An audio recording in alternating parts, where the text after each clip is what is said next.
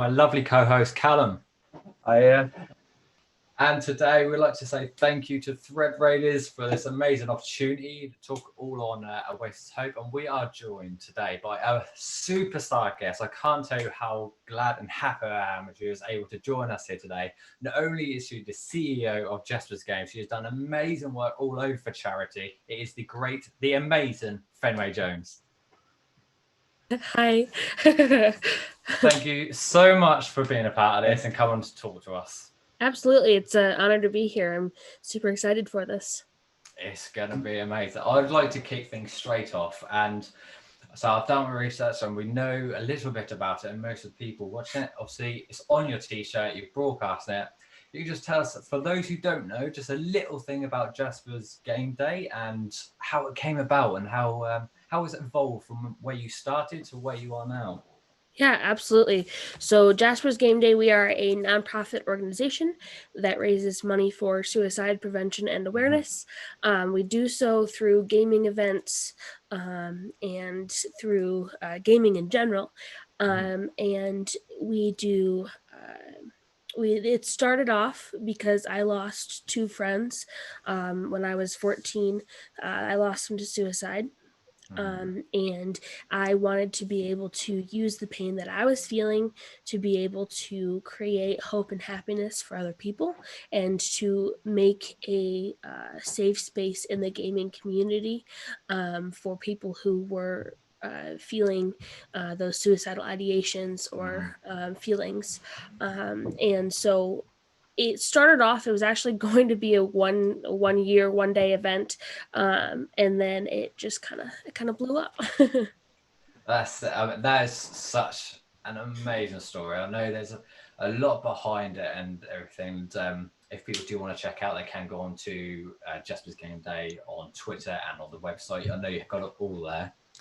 And it's such an amazing thing because you've done work with Thread Raiders and together additional with mini terrain domain. You've worked together with them and you raised a massive $30,000. $30,000, and that's just incredible. And I don't know them personally, but I've read some of the responses that you've had through it, and they have all been positive. And it's amazing just how just an idea you had from pain and like a sort of a terrible start to now what you're doing and how you've transitioned that and moved it towards something great is incredible.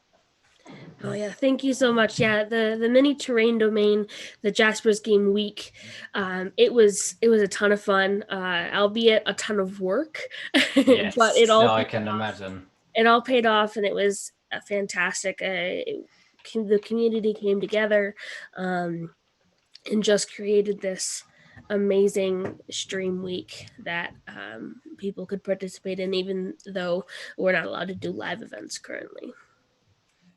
Yes, that's just how it is at the moment. It's all online.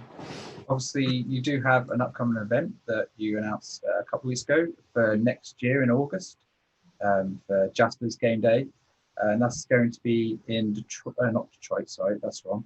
In Michigan, just outside in Kings Court Castle. Obviously, me and Jim are a bit far away from that one, so we're not sure if we could maybe make it, but we'll be there in spirit. 100%. Do you want to talk to people out there about this event that's going on next year in person? Yeah. Absolutely. So we're actually planning on doing it this year, but then we moved it to next year.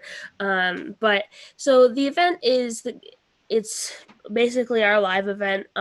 We do live events all around the US, and just people who want us to come there. But our Michigan one, because that's where I'm based out of, so that's our main one. And we fly in. My mentor, Satine Phoenix, and a few others, some of the Adventures League admins, and those sorts of people to come in, run games, and we do auctions and raffles and all different sorts of stuff there. And so yeah, that's what we do for our live events. But the upcoming one, our next event, that's most or the closest to us currently is Jaspers Comic Con. It's our online event, going to be at the end of August. That's absolutely fantastic. And so going along the gaming route and bringing in the Dungeons and Dragons and whatnot. Now we're talking a little bit before, and obviously everyone can see behind you. You are a massive miniature painting fan. Just talk a little bit about that. How did you get into that? Was that something that you sort of got into in school? Was it something you got on later on? And then talk about the collection and how it's grown and where it is now. Yeah, absolutely. So I got into D&D with from my dad because he's played since he was younger and he wanted to get me into it. And he's the one who started the mini collection back there. But I do most of the mini painting. And I learned that I actually went to a convention where they had like a paint and take.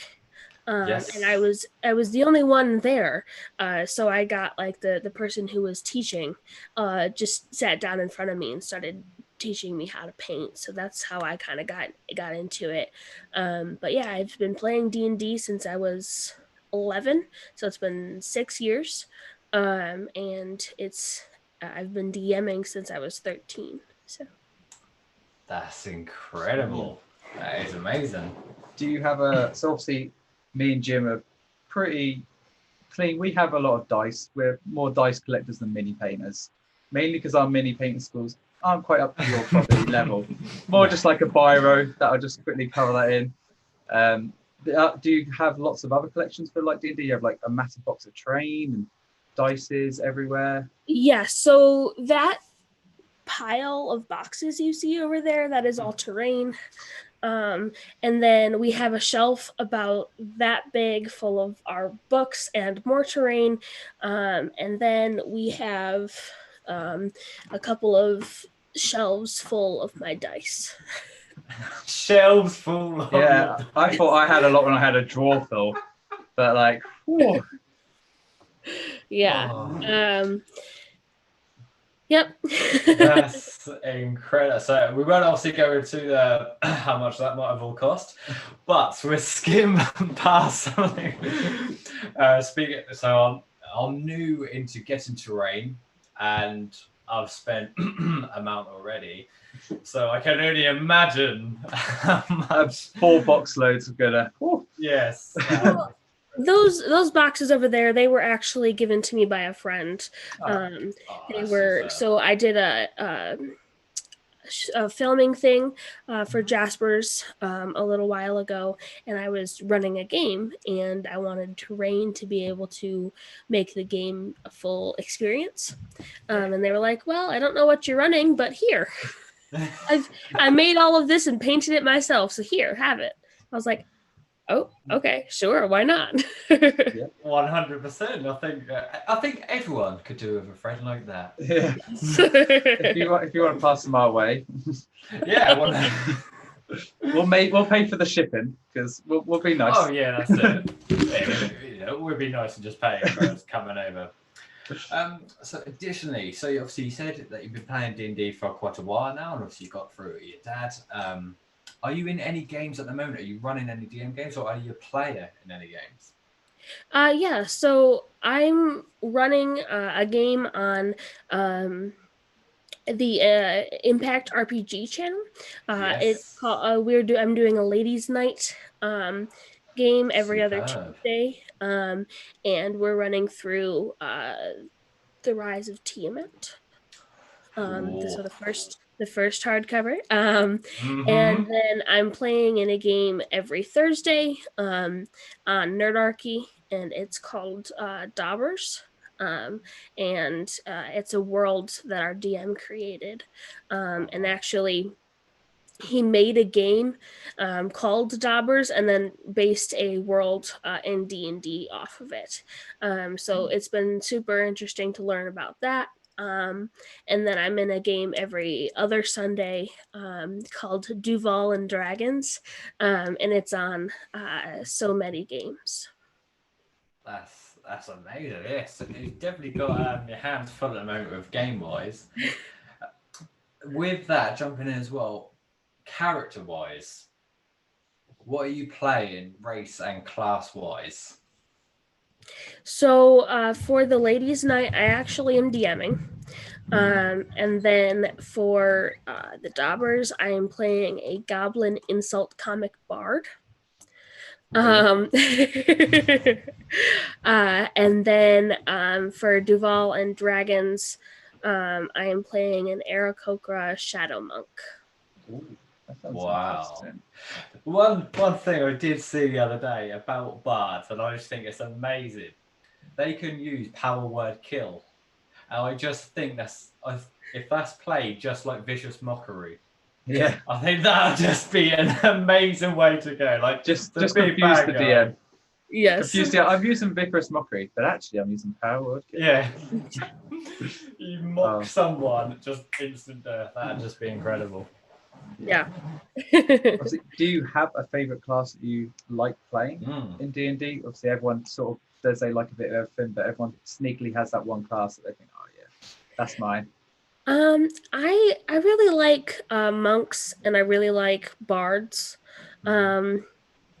I've played a lot of. So when I started, I liked the sorcerers and the clerics.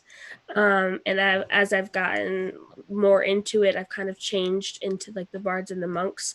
But I don't really have I'm not partial against any classes, so I like playing all of them. That's definitely Dragonborn Paladin. That's my go-to. Yeah, I've seen Jim play that plenty of times. But obviously, you talk about doing your women's only DM. Have you ever created? You're running for a book club. Have you ever created your own world for a D&D game and made something up? I've never created my own world, but I have created many adventures. So I've written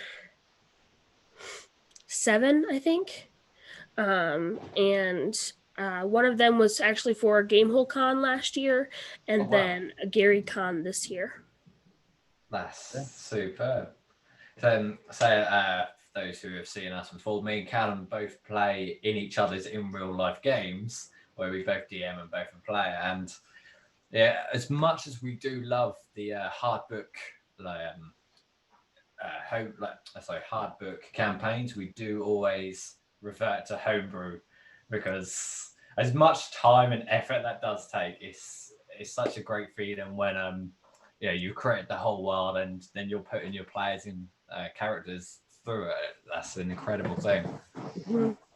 I will say I do end up homebrewing a lot of homebrewing a lot of what I run, because I want to make it a unique experience for the players. Of course, yeah. So even the hardcover that I'm running, it isn't based exactly out of the book.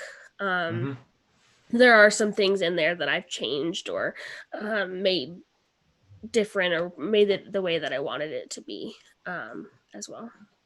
Super. With that as well, do you have any rules, specific like unique rules that you bring into your games? I know me and Cal have a few of our own.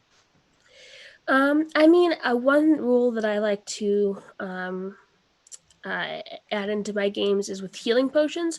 I actually make, if you are giving it to yourself, it's a bonus action, but if you're giving it to another player, then it's an action. And then I also do it in real life games. I like to take a page from Satine's book and say that if your dice fall on the floor, then you have disadvantage on your next roll. I like that one, actually. That's good.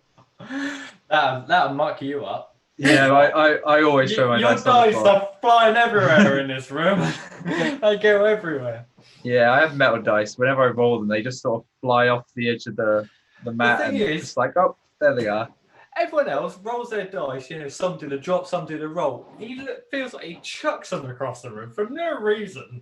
I have like a proper box sort of thing. So I'm like, the sides can take a hit. They take a hit and it just bounces off back behind me. I'm like, oops. Runs round. Oh my god. Yeah, I might take that rule, because then you will be absolutely. Yeah, we also have everything. a running joke that my dice are weighted anyway, so even if it falls on the floor, my natural 20s will keep going.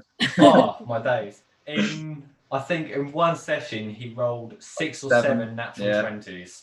I think I rolled like 3 in a row as well. I was like, oh, natural 20. And that's the thing with natural 20s in a row. I've got my own homebrew rule, which I like, is if you get 2 natural 20s in a row, something heavenly happens, and then you got a roll for it. And I've got a whole like tally and table made up to depend on what you get. Additionally, if you roll 2 natural 1s in a row, something evil happens. And that the first time it ever happened was to our barbarian, who rolled 2 natural 1s, ended up breaking his arm. Yeah. And he could no longer use his greatsword, so he had to go down to a rapier, which he was not happy about, both player and character. Yeah. As the gunslinger, I was like, I'll take your amazing sword and I'll sheathe it on my back. Mm-hmm. I'm not using it, but I will have it. That was good fun. Speaking of natural 20s, I actually, my DM in Duval and Dragons by Sunday game, he does a special rule where you take the max damage on the first dice and then roll the second dice to get your crit damage. And I've kind of started adopting that, and I really like the way that works. As for my record and how many nat 20s I've rolled in a game, when I first started DMing, I had a table. I will say it was not AL legal, but we were at a store that only had like 3 tables in the back, and my dad and I were the only 2 DMs. So, but they didn't turn anybody away. So my table had like, I think it was 9 at the time, 9 players, and then me, and then my record is 13 nat 20s in one game. That's a lot. That's like, well, I guess you're now fighting a dragon instead of something else. Yeah. And that adult dragon turns into an ancient. And there's some eggs laying around the edge of the building. Oopsie. Yeah, right. I didn't, they weren't in a row, but they were all in one 4-hour game. Well, how about if I send my dice to you, you do a quick blessing, just a quick one, you know, just send it back, and then we'll see how it goes. You heard it first. If anyone wants their dice blessed by Fenway Jones, please send it. Yes, I will bless dice if you pay for shipping, because I'm not. Oh, wow. Well, that's how they get you. That's how they get you right there. Oh, it's incredible. So we talked about favorite classes. Do you have like a favorite race you like to play? So I just saw someone put in chat that their favorite race is grunge, and I know who that person is because he plays a grunge in my game. Yes. But and he's just like, after every time he hits someone, he's a monk. He's like, are they poisoned? Because my skin is poisonous. And I'm like, yep, they're poisoned. I played a grung last night in Jordan's game, actually. Yeah. And I really do. I like grungs, but I really like Aarakocra. That's brilliant. Yeah. They're a lot of fun. That's what Callum plays, and in my homebrew in real life campaign. That is a difficult one to start with, just considering just fly. It took a while for Jim to realize longbows exist. Yeah, and it was just like, I fly up and shoot things. And then Jim's eventually like, yeah, they've got longbows. I'm like, oh, okay, I'm running. I'm not flying, I'm running. I've got a better chance. It was the first day, like a few months we were playing, so I spent months and months making the campaign, and they were playing through it, and everywhere they done was like, you got to climb up here, you know, run, doing acrobatics or strength, or you know, you got to try and get over this. And I made all that before knowing what the characters and players were going to be. And then Callum comes in and says, yeah, I can fly. I'm like, oh. It was like that point. It's like, I don't want to ruin Jim's world, but it's like, I don't think my guy would try climb. He's just like, yep. Yeah, like, just fly up, tie a rope, and there you go. Obstacle complete. Yeah, that does it. So yeah, as I said, Dragon Ball is probably my favourite, but I do also, in Callum's campaign, play a gnome wizard. Mm-hmm. And he's a sage, very timid, very cowardly, and mostly runs away and hides. But he's a good player. And so another thing I would absolutely love to get from you is there any other games that you do play? So I know D&D is a big part of it. Is there anything else? Any other games you've got going on at the minute? Any other TTP RPGs? Not really. I've played a lot of different ones. Like I've played the Star Wars one, I've played Pathfinder. I've actually even played there's a superhero one where you get to make your own like superheroes and play in the D&D world.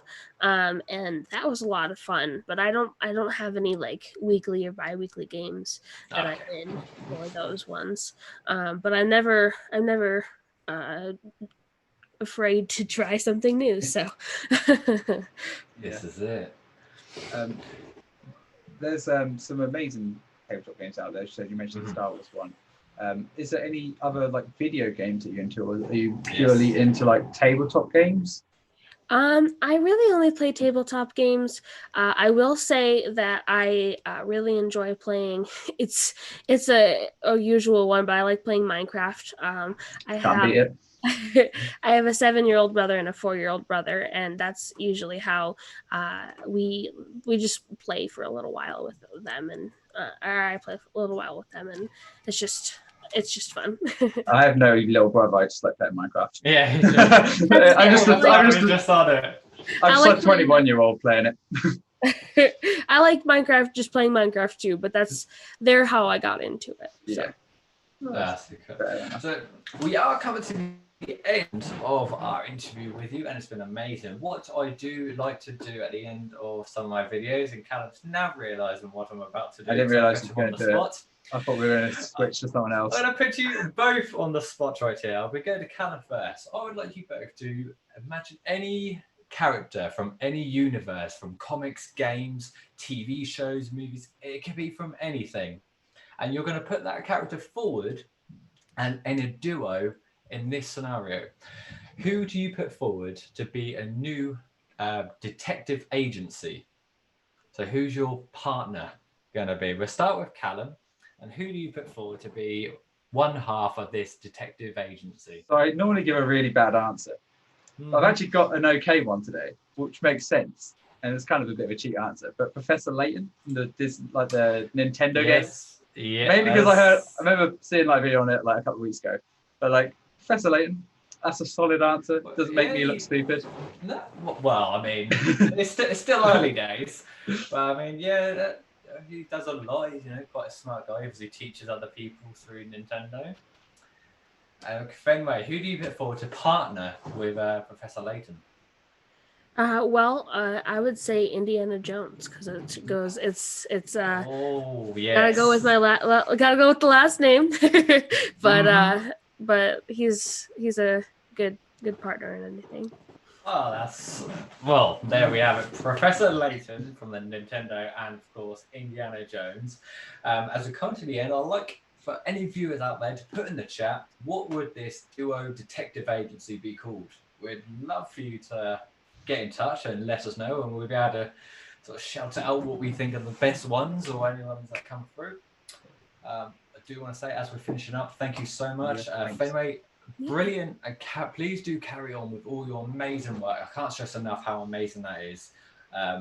We'll keep in touch, definitely, and we'll keep a lookout for anything that's coming. If one day Jasper's game day comes to England, we'll be there waiting at the front door. It could be my first trip to London. This is it.